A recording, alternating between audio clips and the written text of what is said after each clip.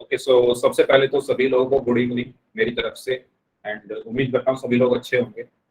और क्लास शुरू करने से पहले मैडम आप पढ़ाती हैं, तो मैडम आज थोड़ा छुट्टी पर है किसी काम की वजह से, तो इसलिए उनकी जगह जो है आज की क्लास मैं ले रहा हूँ। ओके, और आपने पिछली क्लास में टॉपिक पढ़ा होगा घन और घन। तो शुरुआत हम इसी से करते हैं। इसका सबसे पहले एक क्वेश्चन करते हैं, ठीक है। क्वेश्चन करने के बाद फिर हम अगले टॉपिक की तरफ बढ़ेंगे। तो घन और घनमूल आपने पढ़ लिया होगा पिछली क्लास में, तो उसी से रिलेटेड एक क्वेश्चन अब आपकी स्क्रीन पर आएगा, ठीक है। तो सबसे पहले वो क्वेश्चन करते हैं। क्वेश्चन में कहा गया है 729 का घनमूल ज्ञात कीजिए, ठीक है। इसका आपको क्या निकालना है? घनमूल निकालना। तो आंसर जो है वो पोल में करना है। तो पोल में आपकी स्क्रीन पर भेज रहा हूँ, 10 सेकंड दीजिए, पोल आपकी स्क्रीन पर आ रहा है। तब तक आप इसको अपनी कॉपी में सॉल्व करें। ओके, पोल मैंने आपकी स्क्रीन के ऊपर भेज दिया है। क्वेश्चन है 729 का घनमूल 729 का क्यूब रूट निकालना है, घनमूल निकालना। तो जल्दबाजी ना करें, ध्यान से करें सभी लोग। ये टॉपिक आपको पढ़ाया जा चुका है पिछली क्लास में, मैडम ने आपको पढ़ाया होगा। उसी से ये क्वेश्चन है 729 का घनमूल ज्ञात कीजिए।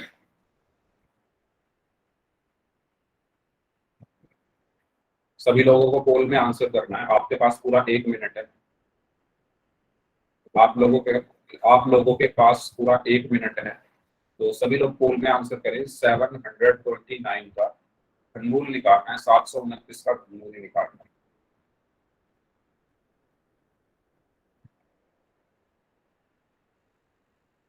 अभी आधे बच्चों का ही आंसर आया है, बाकी लोग भी आंसर करें इस क्वेश्चन का। क्या आंसर आएगा?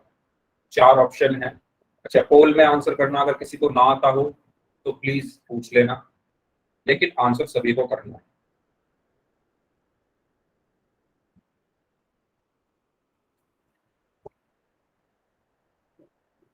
जल्दी करिए सभी लोग, आपके पास 30 सेकंड और हैं जो लोग बचे हैं।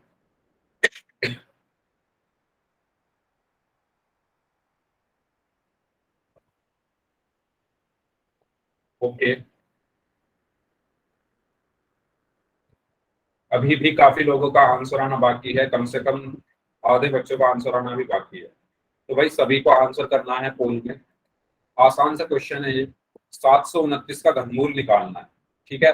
आखिरी 15 सेकंड, लास्ट 15 सेकंड्स, और अगर और टाइम चाहिए हो तो बता देना। Last 15 seconds.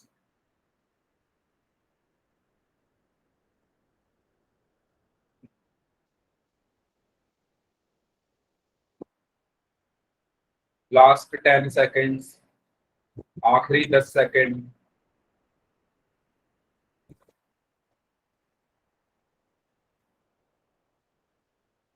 Last 5 second. 5 4 3 2 1।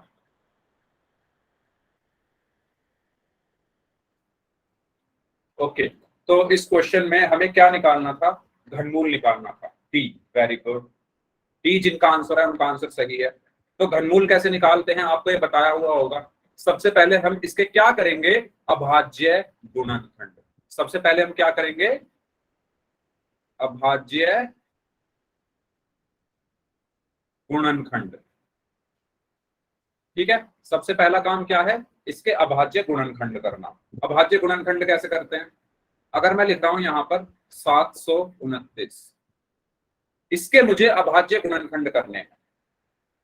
अच्छा रुपेश, आपने 9 गुणा 9 गुणा 9 करके किया है, ऑप्शंस की हेल्प से किया है, ये भी ठीक है। लेकिन अगर बाई चांस आपके पास ऑप्शन ना हो तो, या तो आपको ये याद होना चाहिए, या अगर ऑप्शन ना हो तो आपको ये मेथड यहाँ पर यूज करना है, ठीक है। तो अभाज्य गुणनखंड कैसे करते हैं? सबसे पहले हम चेक करेंगे कि क्या 729 2 से भाग हो जाएगा। बताओ मुझे, क्या 729 2 से? हम स्टार्ट हमेशा किससे करेंगे? 2 से, ठीक है। हम संख्या को सबसे पहले चेक करेंगे कि क्या वो 2 से भाग हो रही है। तो आप अगर देखो, आपने विभाज्यता के नियम पढ़े होंगे। विभाज्यता के नियम में आपने पढ़ा होगा कि अगर किसी संख्या का आखिरी अंक 0, 2, 4, 6 या 8 है तो वही संख्या 2 से विभाजित होती है, लेकिन इसका आखिरी अंक 9 है। ठीक है, या तो आप ऐसे चेक कर लो, या दूसरा तरीका ये है कि आप इसको भाग देकर चेक कर लो, है ना। आप जब 729 को 2 से भाग देकर देखोगे तो शेषफल आएगा, सॉरी 2 से 2 दिया 6, 7 में से 6 गया 1, यहां से 2 लिखा, 2 छिक्का 12, यहां से 9 लिखा और 2 चौक 8। आपने यहां पर देखा कि यहां पर आपका शेषफल बच रहा है 1, तो इसलिए ये संख्या 2 से भाग नहीं हो रही, है ना। अब 2 से नहीं हो रही तो फिर किसके पास जाएंगे हम, 3 के पास। ठीक है, 2 के पास हम गए, 2 ने बोला कि मुझसे ये भाग नहीं हो सकती, तो हमने कहा ठीक है हम फिर 3 के पास चलते हैं। हम 3 के पास गए, हमने 3 से पूछा कि 3 क्या तुम इसको भाग कर सकते हो 729 को, तो 3 ने कहा मैं करने की कोशिश करता हूं। तो ठीक है, उस 3 ने 729 को भाग करने की कोशिश की। 3 दूनी 6, 7 में से 6 गया 1 बचा, यहां से 2 लिखा, 3 चौक 12, यहां से 9 लिखा और 3 तिया 9। तो 3 ने तो भाग कर दिया इसको, शेषफल क्या आया, 0 आया। जब 729 को 3 से भाग किया गया तो क्या आया, 243। बहुत अच्छी बात है।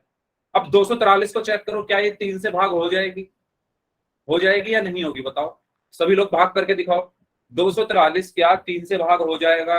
अगर हो जाएगा तो y टाइप करिए, अगर नहीं होगा तो n टाइप करिए। हो जाएगा ना, कैसे होगा, देखो ऐसे होगा, 3 अट्ठे 24 और 3 एकम 3।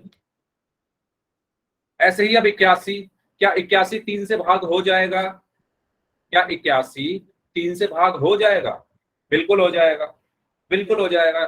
तो कितनी बार जाएगा ये, भाग करके बताओ कितनी बार जाएगा 81 3 से?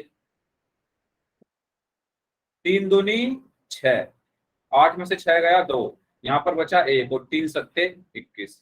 तो कितना आया, कितना आया यहाँ पर 27। तो मैंने यहाँ पर क्या लिख दिया, 27।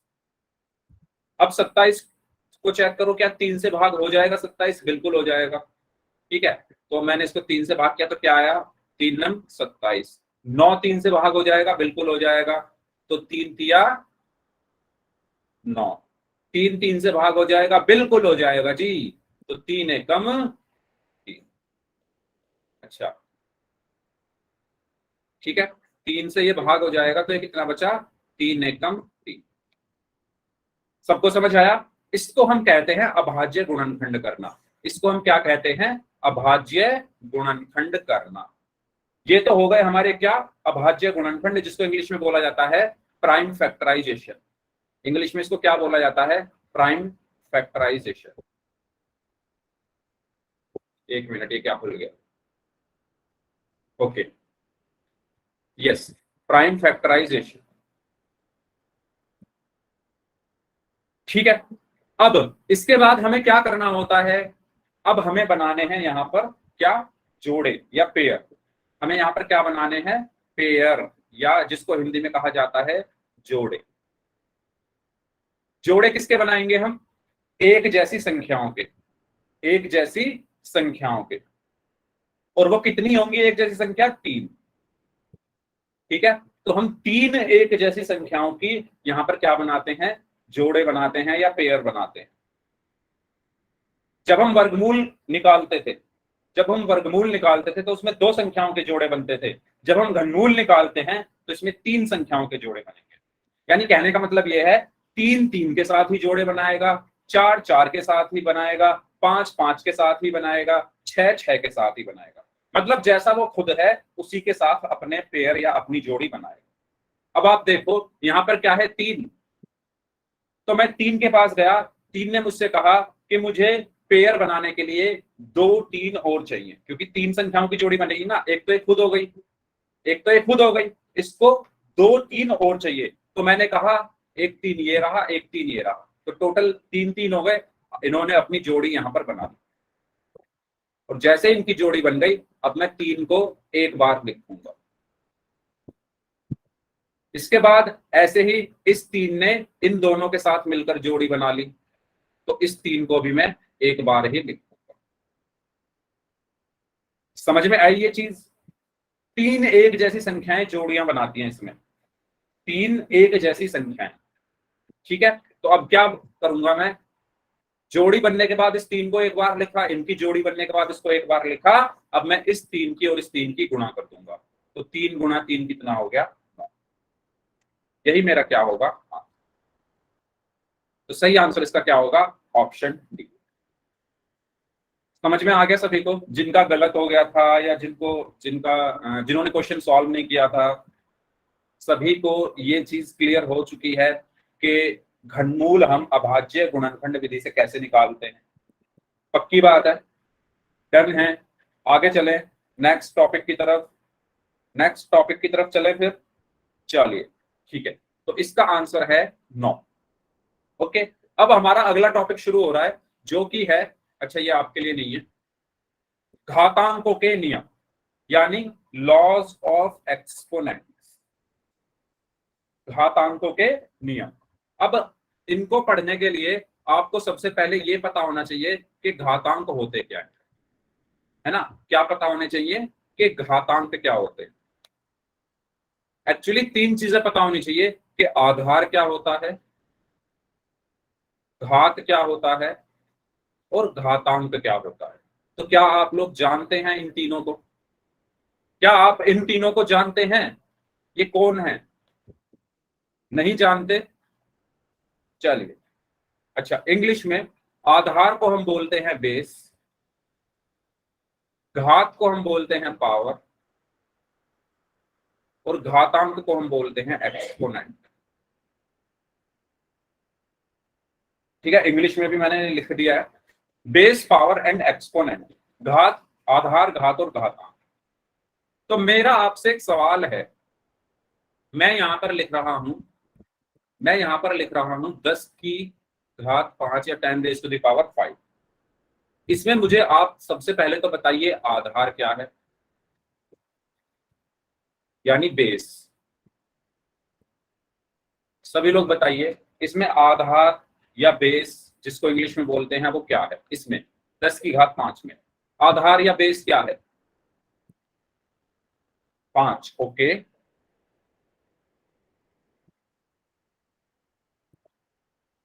देखो आधार क्या होता है, आधार से मतलब होता है वो चीज जिस पर हम टिके हुए हैं, वही तो हमारा आधार है। आधार मतलब जिस पर जो चीज ना हो और अगर वो चीज ना हो तो हम गिर जाएं। जैसे हमारा आधार क्या है, हमारा आधार क्या है, ये धरती है।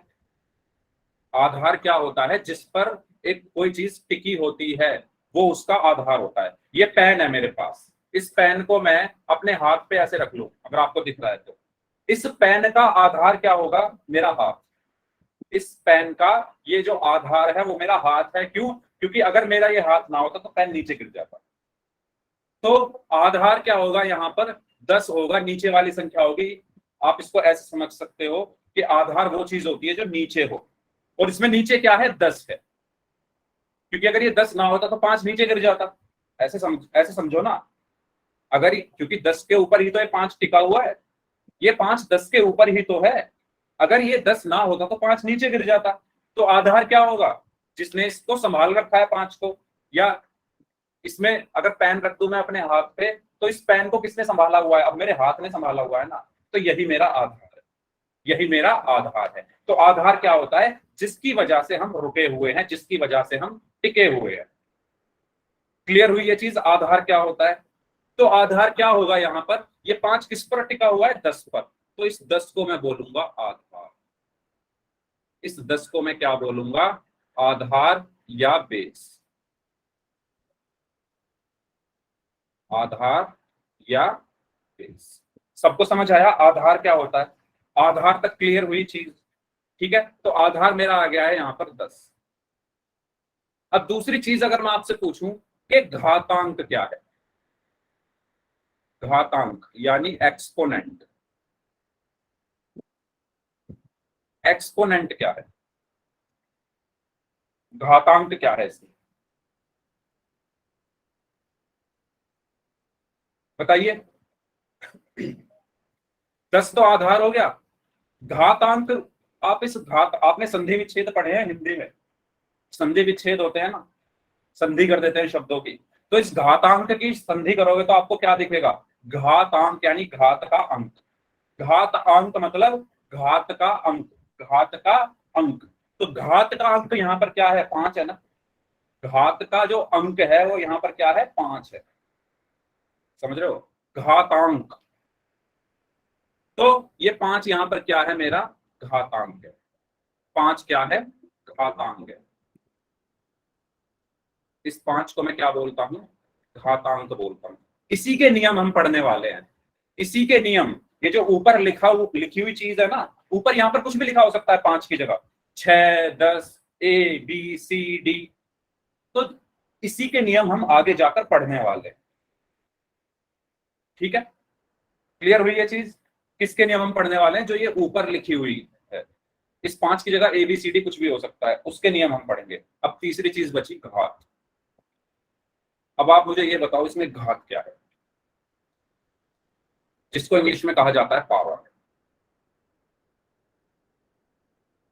5 5 5 तो घातांक है, घात थोड़ी ना है 5। घात और घातांक अलग चीजें होती है।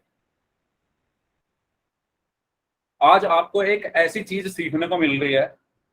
देखो, जब मैं स्टूडेंट था, जब मैं स्कूल में था, जब मैं पढ़ता था, मेरे मन में भी यही एक धारणा बनी हुई थी कि ये जो 5 है इसको हम घात बोलते हैं। ये आपकी गलती नहीं है ना।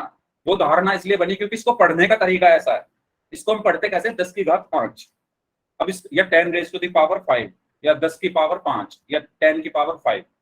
तो ये जो बोलने का तरीका है, इससे हमें लगता है कि वो 5 जो है वो पावर है, लेकिन ऐसा नहीं होता। घात या पावर क्या होती है, आधार और घातांक से मिलकर हमारी क्या बनती है, घात बनती है। यानी इस पूरे को हम कहते हैं घात या पावर।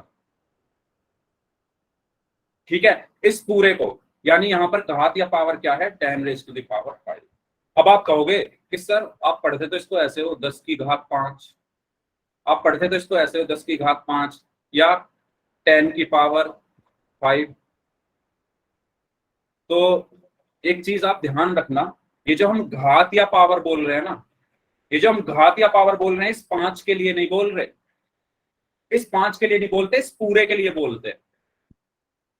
जब हम बोलते हैं ना 10 की पावर 5, इसका मतलब हम उस पूरे 10 और 5 दोनों की बात कर रहे हैं। ये जो पावर या घात शब्द हम बोलते हैं ना, ये एक नई चीज आपको सीखने को मिल रही है आज। इसको नोट कर लेना कहीं पर भी। ये जो घात या पावर है, समझ रहे हो ना, ये जो घात या पावर है, हम सिर्फ 5 के लिए नहीं बोलते, हम दोनों के लिए ये बोलते हैं। बिल्कुल होगा डाउट, बिल्कुल होगा। क्योंकि इसको बोलने का तरीका ऐसा है कि 10 की घात 5 बोलने में ऐसा लगता है कि घात जो है वो 5 के लिए बोल रहे हैं, लेकिन नहीं। हम 10 और 5 दोनों के लिए घात शब्द का यूज करते हैं, यानी इस कंप्लीट के लिए। अब ऐसे तो बोल नहीं सकते 10 आधार 5 घातांक, ऐसे बोल सकते हो, लेकिन बोलने में थोड़ा ज्यादा टाइम लगेगा। ऐसे अगर बोले आधार 10 घातांक 5, तो ऐसे ना बोलकर इसको ऐसे बोल देते हैं 10 की घात 5। और जब आपने घात शब्द यूज किया तो आपने 10 को भी उसमें मिला लिया और 5 को भी उसमें मिला लिया। ठीक है, तो घात या पावर आप जब शब्द यूज कर रहे हैं, आप 10 और 5 दोनों के लिए यूज कर रहे हो, 10 और 5 दोनों के लिए यूज कर रहे हो। ये चीज क्लियर हुई। तो अब से जब भी मैं घात या पावर बोलूंगा, तो आपको घातांक नहीं सोचना है, आपको पूरे के बारे में सोचना है। कैसे सोचना है अभी मैं आगे दिखाऊंगा। पहले ये बताओ, ये तीनों चीज सबको क्लियर है। आधार क्या होता है, जिस पर हम टिके हों। घातांक क्या होता है, जो ऊपर हो। और घात क्या होता है, आधार और घातांक दोनों मिलकर घात बनाते। ठीक है, किसी को डाउट हो तो पूछ लो। अगर किसी स्टूडेंट को कोई डाउट हो तो पूछ लो अपना डाउट, बताइए।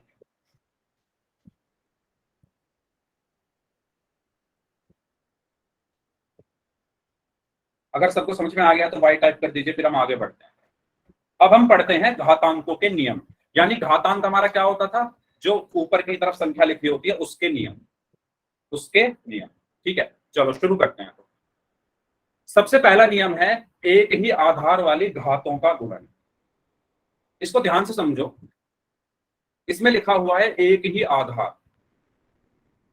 ठीक है, एक आधार क्या होना चाहिए, दोनों का एक जैसा। यानी अगर मैं यहां पर ए और ए लिख दूं, ठीक है, इसकी घातांक, इसका घातांक लिख दूं m और इसका घातांक लिख दूं n।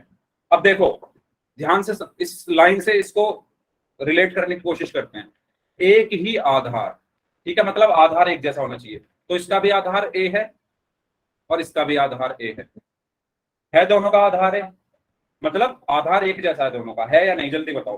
दोनों का आधार एक ही घात m और एक ही घात n, a raise to the power m and a raise to the power n। दोनों का जो बेस है, दोनों का जो आधार है वो a है, सेम है। तो यही लाइन लिखी हुई है, एक ही आधार वाली घातों का गुणन। ये पूरी एक घात है, ये पूरी एक घात है, एक ही घात m, और ये पूरी एक घात है। अब कंफ्यूज मत हो ना, अगर मैं कह रहा हूं पूरी एक घात है तो आप समझ जाओ इस चीज को कि मैं क्यों कह रहा हूं। मैंने अभी अभी बताया, क्योंकि हम पूरे को आधार और घातांक को मिलाकर ही एक घात बनती है, ठीक है। तो ये पूरी एक घात है और ये पूरी एक घात है, ठीक है। घातों का क्या करना है, गुणन, तो इनकी मैं क्या कर दूंगा, गुणा। समझ में आई ये चीज सभी को, ठीक है। तो बताने का मतलब यहां पर ये है कि अगर दो घातें हैं जिनका आधार एक जैसा है और उनकी गुणा हो रही है, तो वो बराबर किसके होता है, हम घातांकों को क्या कर देते हैं, जोड़ देते हैं, यानी एक ही घात m प्लस है। पहला नियम ये कहता है। समझ में आई ये चीज सभी को, ठीक है। अगर दो घातें हैं, एक घात ये हो गई पूरी और एक घात ये हो गई पूरी, जिनके आधार समान है, इसका भी आधार a है, इस वाली का भी, इसका भी आधार a है, और घातों की क्या हो रही है, इन दोनों घातों की गुणा हो रही है, तो जो घातांक होते हैं m और n वो जुड़ जाते हैं, तो वो बन गया एक ही घात m प्लस n। उदाहरण के लिए अगर मैं यहां पर लिखूं 2 की घात 5 गुणा 2 की घात 3, तो आप खुद देखो यहां पर ये दो घातें हैं, एक घात 2 की घात 5 है, एक घात 2 की घात 3 है, ठीक है। इसके आधार क्या है, दोनों के आधार या बेस क्या है, दोनों के आधार या बेस क्या है, दोनों के 2 हैं, यानी समान है, ठीक है। और इनकी गुणा हो रही है, तो जब दो घातों की गुणा होती है जिनके आधार एक जैसे हों, तो जो घातांक है ये 5 और 3, 5 + 3 हो जाते हैं, ये क्या बन गया, 2 की घात 8, ठीक है। आया पहला नियम समझ में, जल्दी बता दो। पहला नियम सबको क्लियर हो गया है, अगर किसी को डाउट है तो पूछ लो, ठीक है। तो पहला नियम हमारा क्या कहता है, पहला नियम हमारा कहता है कि जब दो घातों की गुणा हो रही है जिनके आधार एक जैसे हैं, जब दो घातों की गुणा हो रही हो, ठीक है, मैं यहां पर लिख देता हूं, जब दो घातों की गुणा हो रही हो जिनके आधार समान है, तो घातांक जुड़ जाते हैं, ठीक है। तो घातांक क्या होते हैं, जुड़ जाते हैं। इसीलिए मैंने आपको पहले घातांक, घात और आधार बताया, जिससे आपको ये शब्द समझ में आ जाए और अब आप इसको यहां पर आसानी से रिलेट कर सको। रिपीट कर रहा हूं मैं, ध्यान से सुनो। अच्छा ये मैंने हटा दिया, इस लाइन को आप लिखना चाहो लिख लो। इस लाइन में देखो क्या लिखा हुआ है, जब दो घातों की गुणा हो रही हो, दो घात कौन सी है, एक घात है एक ही घात m और एक घात है एक ही घात n, इनकी आपस में क्या हो रही है, गुणा हो रही है। ये पूरी एक घात है, अभी मैंने बताया था ये पूरी एक घात है, इनकी आपस में क्या हो रही है, गुणा हो रही है, ठीक है। जिनके आधार क्या हो, समान हो, आधार दोनों के समान है, ए है दोनों का आधार, इसका भी आधार या बेस क्या है, ए है, इसका भी आधार या बेस क्या है, ए। तो जो घातांक होते हैं वो जुड़ जाते हैं। तो ये जो घातांक है ना m और n, घातांक इसमें क्या है, m और n, तो ये क्या होंगे, आपस में जुड़ जाएंगे, यानी ये किसके बराबर आ जाएगा, आधार तो a ही रहेगा, ये जो घातांक है m और n ये जुड़ जाएंगे, यानी a की घात m प्लस n। बताइए ये क्लियर हुआ। अगर ये समझ में आ गया है तो अगला अपने आप समझ में आ जाएगा, ठीक है। तो पहला नियम तो हमारा ये हो गया। इसके कुछ उदाहरण है, उदाहरण के लिए हम देख लेते हैं। जैसे ये है 2 की घात 2 गुणा 2 की घात 3, तो बताओ जल्दी से किसके बराबर होगा, जल्दी चैट बॉक्स में बताइए। 2 की घात 2 गुना 2 की घात 3 किसके बराबर होगा? जल्दी से। Very good Manisha Rathore. तो यहां पर दो घाते हैं, ये दो घाते हैं जिनके आधार क्या है? समान है, 2 है। ठीक है, तो आधार समान है तो मैंने यहां पर आधार लिख लिया। अब इनकी क्या हो रही है? गुणा हो रही है। गुणा हो रही है तो घातांक क्या होते हैं? जुड़ जाते हैं, यानी 2 जमा 3। तो ये क्या बन गया? 2 की घात 5।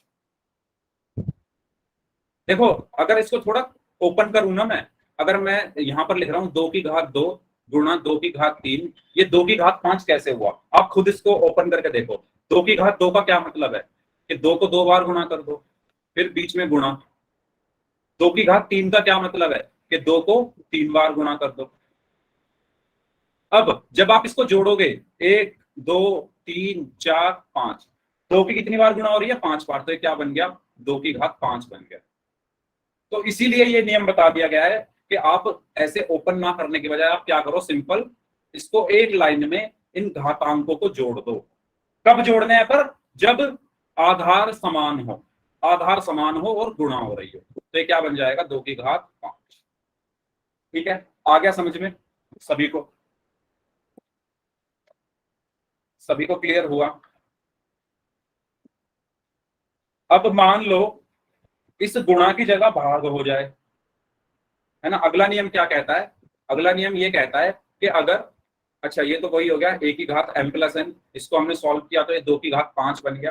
ठीक है, इसी तरीके से इसको सॉल्व करो।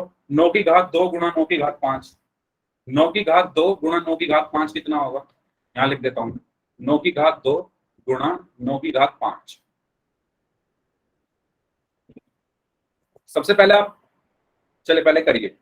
Yes, very good. यस, तो सबसे पहले यहां पर भी 9 है, यहां पर भी 9 है, यानी आधार एक जैसे हैं, तो आंसर में भी 9 ही आएगा। इसके बाद गुणा हो रही है, गुणा हो रही है तो ये जुड़ जाएंगे 2 और 5। तो ये क्या हो जाएगा? 9 की घात 7।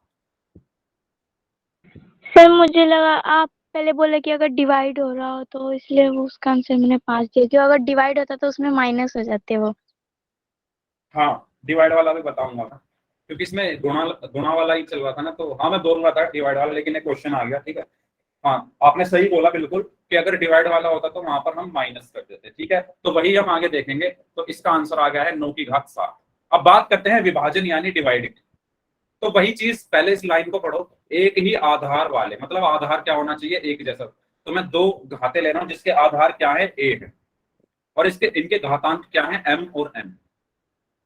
ठीक है, मैंने दो घाते ली, एक ये, जिनके आधार a हैं और घातांक m और n है। ठीक है, उसके बाद क्या करना है? हमें विभाजन करना है घातों का, यानी a की घात m को a की घात n से भाग करना।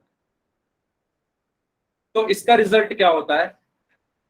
जैसा कि अभी एक स्टूडेंट ने बताया, आपका मुझे नाम नहीं पता, एक बार अपना नाम बता दो जिन्होंने अभी बताया था कि डिवाइड में माइनस हो जाता है। आपका नाम क्या है? मनीषा। हाँ, जैसा कि मनीषा ने बताया था कि यहाँ पर जब हम डिवाइड करते हैं, पिछले पिछले नियम में हमने गुणा की थी, यहाँ पर मल्टीप्लाई का निशान था, मल्टीप्लाई था यहाँ पर। तो मल्टीप्लाई में हमने m और n को जोड़ दिया था, लेकिन जब डिवाइड आता है तो हम m और n को क्या कर देते हैं? घटा देते हैं। ठीक है, तो ये क्या बन जाएगा? a की घात m माइनस है, a की पावर m माइनस है। Okay, clear? दूसरा नियम आसान है। ठीक है, दूसरा अगर पहला समझ में आ गया तो दूसरा तो आसान है। बस वहां पर मल्टीप्लाई था तो प्लस हो रहा था, यहाँ पर डिवीजन है तो माइनस हो रहा है। तो किसी को कोई डाउट इसमें है ना? एक क्वेश्चन अगर मैं लिखूं, 10⁵ डिवाइडेड बाय 10⁵2, इसका आंसर बताइए क्या होगा?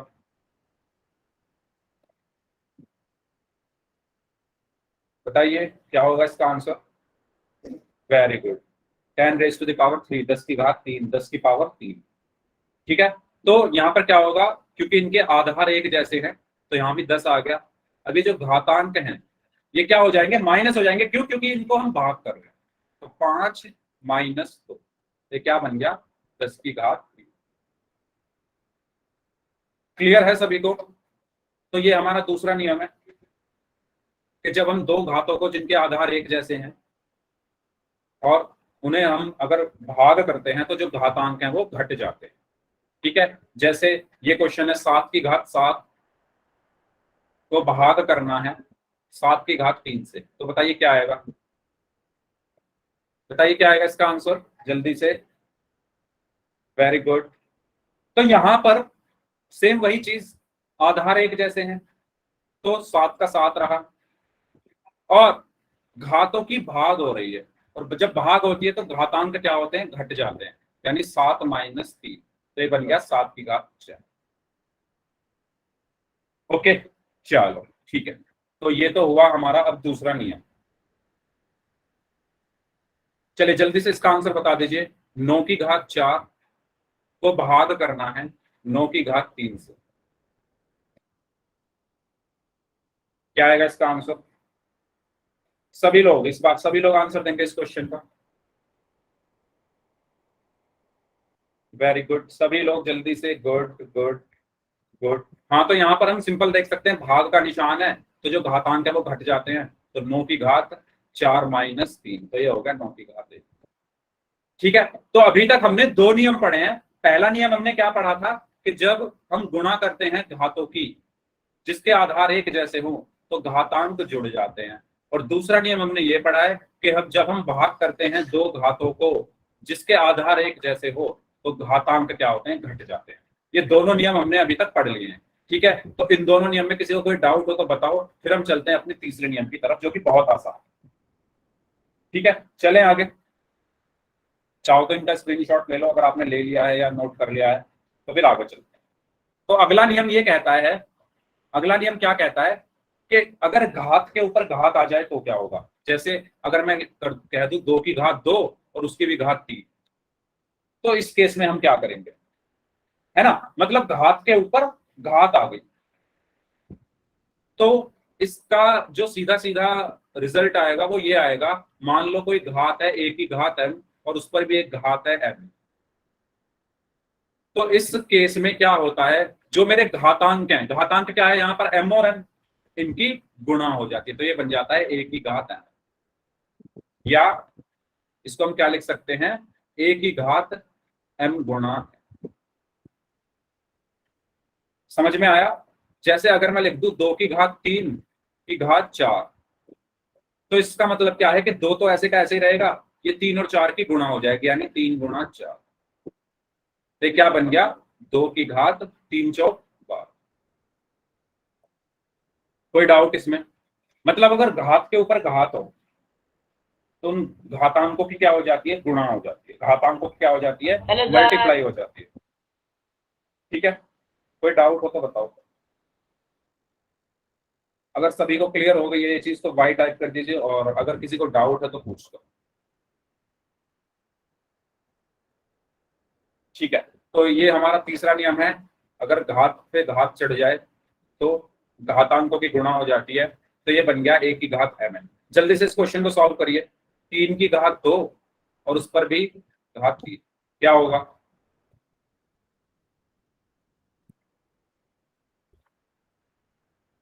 वेरी गुड, वेरी गुड, सभी लोग आंसर करें। Very good, very good. ठीक है, तो जब घात पर घात होती है तो घातांकों की गुणा हो जाती है, यानी 2 और 3 की गुणा हो जाएगी, ये बन गया 3 की घात 2 × 3, यानी 3 की घात 6। ठीक है जी, सबको समझ आ रही है ना ये सब चीजें? ये सब चीजें आपको काम आएंगी आगे, कैसे काम आएंगे, आप आगे जाकर ऐसे क्वेश्चन करोगे कुछ, अगर x की घात 2 और उस पर घात y, है ना, मान लो ऐसा कुछ आपको मिल जाए तो ये किसके बराबर होगा, x की घात 2y, है ना, या अगर ऐसा मिल जाए x की घात 2 का क्यूब, है ना, तो यहां पर आप क्या करोगे, 2 और 3 की गुणा कर दोगे, ये बन जाएगा x की घात 6। इसलिए आपको बताया जा रहा है। ठीक है, आगे जाके आपसे बोल देगा कि आप x³ प्लस y³ का होल स्क्वायर निकालो, तो आप यहां पर क्या करोगे, a+b के होल स्क्वायर का फॉर्मूला लगाओगे, यही तो करोगे, a+b के होल स्क्वायर का फॉर्मूला लगाओगे, ये a है पूरा, ये b है, तो जब आप a² यानी x³ का स्क्वायर करोगे, फिर b² यानी y³ का स्क्वायर करोगे, फिर प्लस 2ab 2x³ y³ करोगे, देखो यहां पर काम आएगा, ये यहां पर काम आया ना, आया है ना, एप्लीकेशन आपको दिखी? 3 की 2 में गुणा करोगे तो x की घात 6 प्लस 3 की 2 में गुणा करोगे y की घात 6 प्लस 2x³ y³। तो ये चीज क्लियर हुई है क्यों बता रहा हूं मैं? इसको बताने का पीछे का रीजन सबको समझ में आ रहा है ना? ऐसे कुछ जाकर आप क्वेश्चन करोगे आगे चलकर, तो वहां पर आपको ये काम आएंगे। तो इसीलिए मैं बता रहा हूँ कि अच्छा ये हमने कर लिया है कि जब घात के ऊपर घात होती है तो घातांकों की गुणा हो जाती है। चलिए नेक्स्ट है 5 की घात 4 और उस पर भी घात 3। बताइए ये किसके बराबर होगा?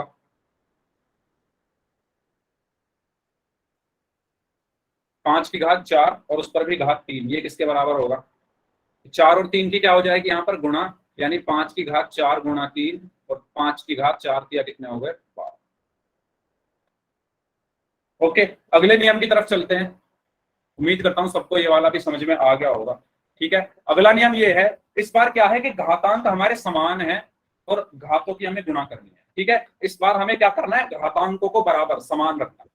जैसे अगर मैं कह दूं a की घात m गुणा b की घात m, यहां पर आप देखो ध्यान से, इसका भी घातांक m है, इसका भी घातांक m है ना? समान घातांक, तो इसका भी घातांक m है ये रहा, और इसका भी घातांक m है। मैंने बताया घातांक क्या होता है। ठीक है, उनका क्या करना है? मुझे गुणन करना है। तो इसकी मैं जब गुणा करूंगा तो ये बराबर होता है कि आप a और b, यानी जो आपके आधार है उनकी गुणा कर लो पहले, a गुणा b, और उस पर ये घातांक लिख दो जो बराबर वाला है। समझ में आया ये? दोबारा बताऊं, अगर a की घात m गुणा b की घात m ऐसे कुछ है, तो ये बराबर होता है कि पहले आधार की आप गुणा कर लो a गुणा b, क्योंकि इन दोनों के ही घातांक m है तो इसको दोनों पर लगा। जैसे उदाहरण से समझते हैं, अगर मैं कहूं 2 की घात 5 गुणा 3 की घात 5, तो आप अगर यहां पर ध्यान से देखो दोनों के जो घातांक है वो बराबर है। दोनों के घातांक, घातांक क्या है? इसका भी 5 है, इसका भी 5 है। तो उस केस में मैं क्या करूंगा? इसके जो आधार है, आधार क्या है? 2 और 3, उनकी पहले गुणा करूंगा, यानी 2 गुणा 3, उस पर फिर मैं घातांक क्या लगा दूंगा? 5। ठीक है, तो 2 गुणा 3 कितना हुआ? 6, और 6 की घात 5। यस, तो ये वाला जो नियम है, ये वाला जो लॉ है, लॉज ऑफ एक्सपोनेंट्स का, सबको क्लियर हो गया? 4 नियम हमने पढ़े, चारों नियम में किसी को कोई भी डाउट हो तो पूछ लो। ठीक है, तो ये नियम कहता है a की घात m गुणा b की घात m बराबर a b की घात m होता है। ठीक है, जल्दी से इसको सॉल्व करके दिखाओ। 2 की घात 5 गुणा 5 की घात 5, इसको सॉल्व करिए, करिए इसको सॉल्व। 2 की घात 5 गुणा 5 की घात 5, 2 raise to the power 5 multiply by 5 raise to the power 5। Very good. तो यहाँ पर जो मेरे बेस हैं, जो मेरे आधार हैं, तो ये क्या बन गया? जो मेरे आधार है पहले मैंने उनकी गुणा कर दी, 2 गुणा 5, और घातांक क्या है? दोनों का बराबर है, 5 है, तो मैंने इसके ऊपर 5 लिखा। तो ये क्या बन गया? 10 की घात 5। ठीक है, चलो, तो सभी लोगों ने आंसर सही किया है। इसका आंसर बताइए। 3 की घात 4 गुणा 4 की घात 4, ये किसके बराबर होगा?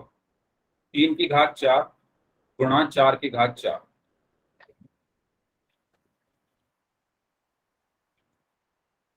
12 की घात 4। ओके, बाकी लोग? Okay, okay, very good. तो पहले मैं क्या करूंगा? आधार की गुणा कर लूंगा, यानी 3 गुणा 4, और उस पर घातांक कितना है? दोनों पे 4 है ना, तो मैंने एक बार ही लिख दिया ना दोनों का 4। अलग अलग क्यों लिखूं जब दोनों पे एक जैसा है? ठीक है, तो 3 गुणा 4 कितना हुआ? 12, और उस पर घातांक कितना है? 4। ये मेरा क्या हुआ? आंसर। बताओ भाई, कोई डाउट हो तो। 4 नियम हमने पढ़ लिए। ठीक है, पहला नियम हमने पढ़ा था, एक बार लिख देता हूं।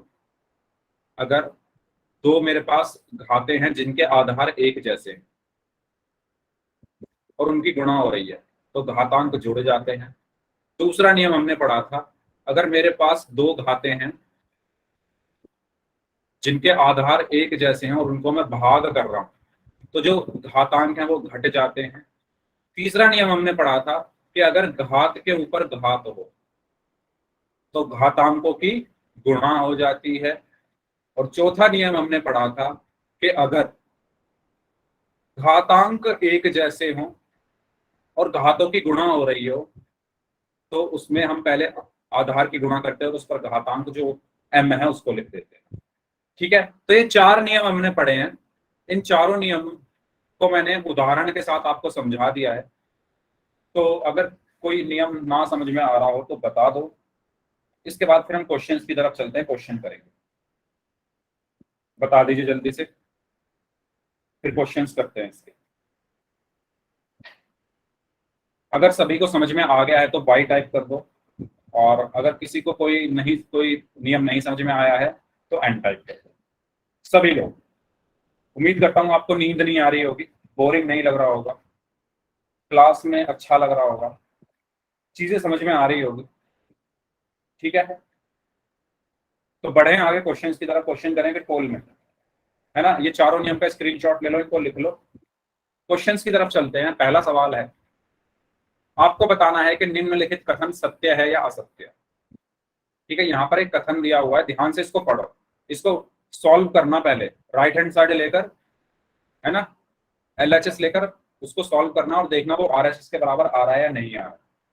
फिर बताना कि ये सत्य है या नहीं है। पोल में आंसर करना है। पोल में आपकी स्क्रीन पर भेज रहा हूँ, मुझे 10 सेकंड दो, तब तक आप इसमें सोचो क्या कर सकते हो।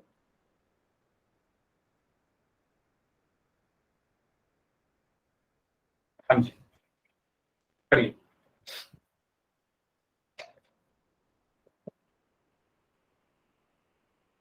वेरी गुड, ध्यान से करना भाई। Very good, very good,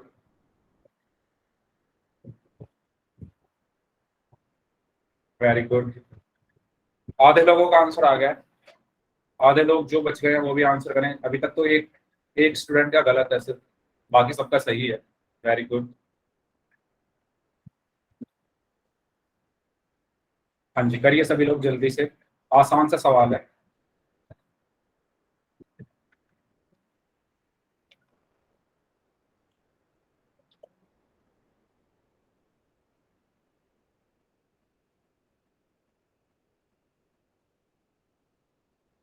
yes,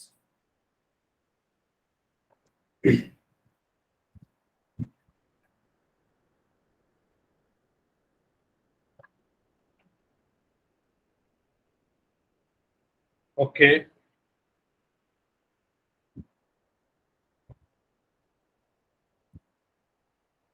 okay. चलिए लास्ट 5 सेकेंड्स, 5, 4, 3, 2, 1। गुड। तो जी इस क्वेश्चन में हमसे कहा गया था कि आपको बताना है ये जो कथन, ये जो स्टेटमेंट है, ये राइट है, ट्रू है या फॉल्स है। तो स्टेटमेंट क्या है? 11 की घात 11 गुणा 10 की घात 11। एक नियम अभी अभी मैंने आपको बताया था। क्या, कौन सा नियम बताया था, याद है आपको? हाँ जी, ये रॉन्ग है, असत्य है। Very good. तो नियम मैंने ये बताया था कि अगर मेरे घातांक समान हो और उन घातों की गुणा हो रही है, जैसे यहाँ पर घातांक इसका भी 11 है, इसका भी 11 है, और इनकी गुणा हो रही है, तो क्या बताया था मैंने? आधार की हम गुणा करते हैं, यानी A गुणा B, और उसके बाद ये जो घातांक है उसको लिख देते हैं M। यही काम मैं यहाँ पर करता हूँ। 11 और 10 की गुणा करूंगा तो क्या आएगा? 11 गुणा 10, और घातांक क्या है इसका? 11। तो 11 धाम कितना हो गया? 110। 110 की घात 11। लेकिन यहाँ पर क्या दिया हुआ है? 1100 की घात 11। यहाँ पर क्या दिया हुआ है? यहाँ पर क्या दिया हुआ है? 1100 की घात 11 के बराबर। लेकिन ये आया किसके बराबर है? 110 की घात 11। यानी ये क्या होगा? फॉल्स होगा, असत्य होगा। आया समझ में? देखो जो नियम पढ़ाए थे वही यहाँ पर लग रहे हैं। क्लियर हुआ ये? बताओ पहले सबको ये चीज क्लियर हो गई है? Yes sir. ठीक है, सभी लोग वाई टाइप कर दो जल्दी से। तो इसका सही आंसर होगा ऑप्शन बी। नेक्स्ट क्वेश्चन करें। चलिए, घातांकों के नियम का प्रयोग करते हुए सरल करना है। बहुत आसान क्वेश्चन आ गया भैया, तो इसको तो सब लोग कर देना। जल्दी से। ठीक है, यहाँ पर आपको घातांकों के नियम का प्रयोग करके इसको सरल करना है। तो जी मैं पोल भेज रहा हूँ आपकी स्क्रीन पर, ये दीजिए आप 5 सेकंड, तब तक इसको सॉल्व कर लो। ओके, पोल मैंने आपकी स्क्रीन पर भेज दिया है, करिए। ये बहुत आसान क्वेश्चन है, मैंने आपको जो नियम बताए हैं उसी पर ये डिपेंड है, उसी के अकॉर्डिंग आपको इसको सॉल्व करना।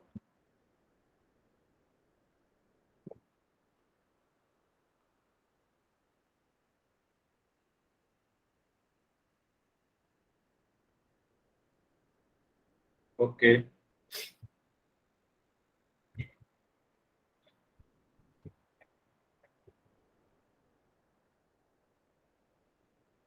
Okay,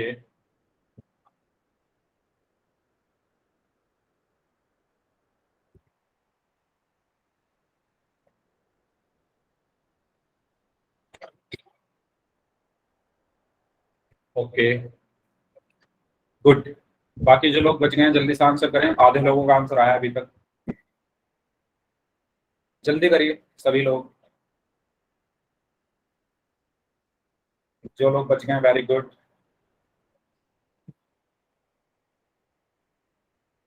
very good.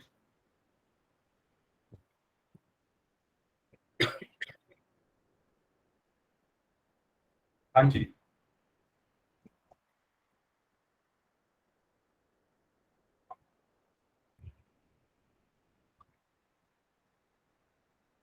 आखिरी 15 सेकंड, लास्ट 15 सेकंड्स। भाई आंसर क्यों नहीं करते हो आप लोग पोल में?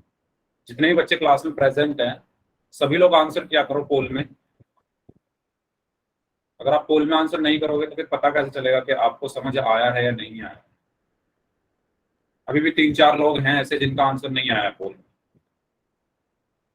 Last 5 seconds, 5, 4, 3, 2, 1। तो इसमें आपको याद होगा हमने एक नियम पढ़ा था, पहला वाला नियम जो पढ़ा था कि अगर मेरे आधार एक जैसे हैं, ए की घात n गुणा ए की घात n बराबर ए की घात m प्लस n, ये वाला जो नियम था वो लगेगा इसमें। देखो 3 की घात 2 गुणा 3 की घात 5 गुणा 3 की घात 4। तो सबसे पहले तो इन दोनों को देखो, दोनों के आधार समान है, घातों की गुणा हो रही है, तो घातांक क्या होंगे, जुड़ जाएंगे, यानी 3 की घात 2 जमा 5 गुणा 3 की घात 4, ऐसे का ऐसे ही। तो 3 की घात 2 जमा 5 कितना हुआ, 7 गुणा 3 की घात 4। अब इसमें भी क्या होगा, आधार एक जैसे है, घातांकों की गुणा हो रही है, तो घातों की गुणा हो रही है, तो घातांक क्या होंगे, यहाँ पर जुड़ जाएंगे, यानी 7 + 4, तो क्या आया, 3 की घात 11। तो मेरा आंसर क्या होगा, ऑप्शन डी, 3 की घात 11। ठीक है, क्लियर है सभी को? वैसे आंसर सभी का ठीक था, लेकिन कुछ बच्चों ने आंसर नहीं किया था, तो आंसर करते रहें। अगले क्वेश्चन की तरफ चलते हैं। इसको आपको सरल करना है, सरल करके घातांक के रूप में व्यक्त करना है। मैं यहाँ पर इसको लिख देता हूँ थोड़ा, 5 की घात 2 की घात 3 गुणा 5 की घात 4 बटे 5 की घात 7। अब देखो इस एक ही क्वेश्चन में सारे नियम लग गए, इस एक ही क्वेश्चन में जितने भी नियम आपको पढ़ाए गए थे ना, सबका यूज हो रहा है। तो ध्यान से करना, स्टेप बाय स्टेप चलना, ठीक है, जल्दबाजी मत करना। पोल में आंसर करना है, पोल में आपकी स्क्रीन पर भेजना।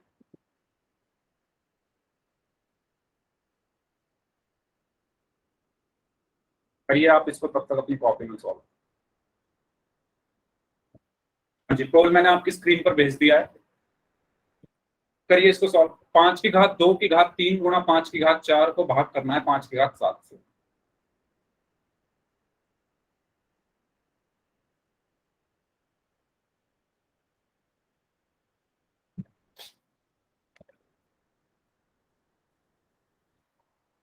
अच्छा, एक बच्चे का आंसर सही है सिर्फ।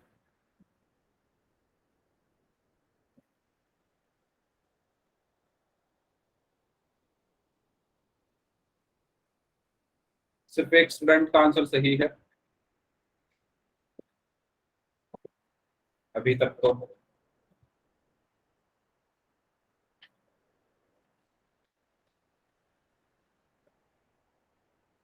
बाकी लोग भी आंसर करें इस क्वेश्चन का। भाई बहुत आसान क्वेश्चन था, पता नहीं आप लोगों ने या तो जल्दबाजी की है बहुत ज्यादा, इसलिए इसको गलत कर दिया है सबने। 7 में से 2 का सही है, सिर्फ 7 बच्चों में से 2 स्टूडेंट का आंसर सही है।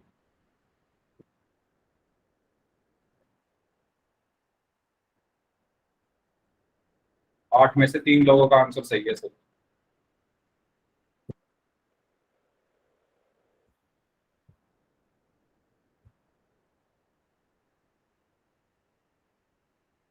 करिए भाई बाकी लोग जो बच गए हैं इस क्वेश्चन को सॉल्व।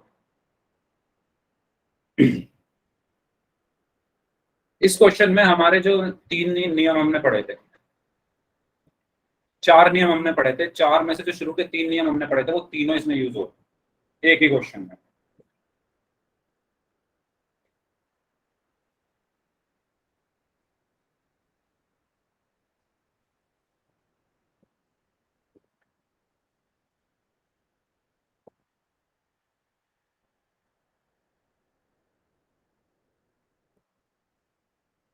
हाँ जी।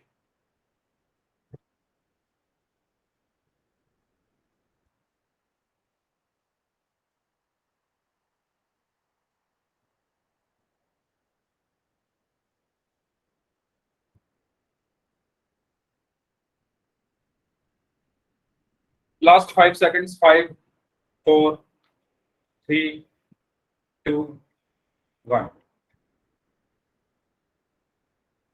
क्या क्या आंसर आए हैं भाई आपके? पहले अपने आंसर बताओ चैट बॉक्स में, किसका क्या आंसर आया है। एक बार लिखो, बस एक बार, तक्ष नाम से जो स्टूडेंट। ए मतलब ए कैसे आ गया भाई आप लोगों का? ए किस कौन सी आपने कैलकुलेशन की ए के लिए? अच्छा आप लोग सी बोल रहे हो सब, लेकिन आंसर तो आप सबने ए दिया है। चैट बॉक्स में आप सी बता रहे हो। देखो सबसे पहले मैंने नियम बताया था, जब घात के ऊपर घात हो तो ये जो घातांक है 2 और 3 इनकी गुणा हो जाती है।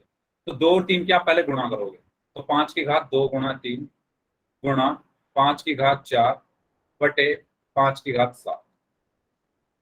उसके बाद 2 गुणा 3 कितना हुआ? 6। तो ये क्या बन गया? 5 की घात 6 गुणा 5 की घात 4 बटे 5 की घात 7। यहां तक क्लियर है? 5 की घात 6 गुणा 5 की घात 4 बटे 5 की घात 7। यहां तक सबको सब कुछ क्लियर है? इसके बाद पहला नियम आप याद करो, मैंने बताया था जब दो घातों की गुणा होती है, जब दो घातों की गुणा होती है, ठीक है, और जो घातांक है, सॉरी जो आधार हैं वो समान हो, तो जो घातांक होते हैं वो जुड़ जाते हैं। तो ये क्या बन जाएगा? 5 की घात 6 जमा 4 बटे 5 की घात 7। तो ये बच गया 5 की घात 10 बटे 5 की घात 7। फिर मैंने बताया था कि जब दो घातांक दो घातें भाग हो रही हैं और उनके आधार एक जैसे, ये भाग हो रहा है ना, ये भाग हो रहा है, बटे का निशान है बीच में तो भाग हो रहा है, और इनके जो आधार है वो समान है, दोनों के 5 है, तो जो घातांक है वो घट जाती है, यानी 10 माइनस 7। तो 10 में से 7 गया तो कितना बचा? 3। तो ये बच गया 5 की घात 3। आसान था, तो इसका सही आंसर होगा ऑप्शन सी, 5 की घात 3।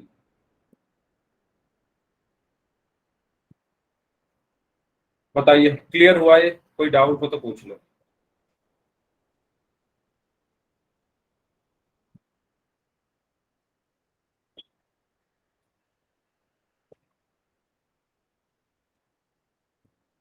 ठीक है, तो इस क्लास को फिर यहीं तक रखते हैं। इसके बाद एक और क्वेश्चन बचा है, वो भी कर लें। एक क्वेश्चन और बचा है, कर लें उसको। लेकिन वो क्वेश्चन इतना इजी नहीं है, उसमें आपको थोड़ा सोचना पड़ेगा।